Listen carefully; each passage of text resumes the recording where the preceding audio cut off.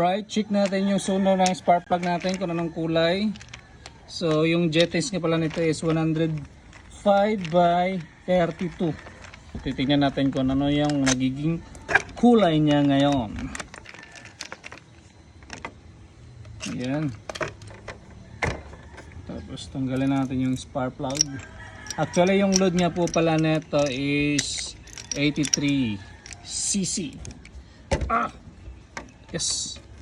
So tingnan natin kung ano yung kulay. Yung gamit ko nga pala ngayon is special. Hindi na ako gumagamit ng unleaded na gasolina. Tingnan natin kung ano yung kulay ng kanyang sunog ng spark plug. Yan, dito natin malalaman kung magandang sunog ng 105 by 32 na jettings sa 183cc. At ito na nga yung sunog. Ayan o. So sakto lang naman yung jettings natin sa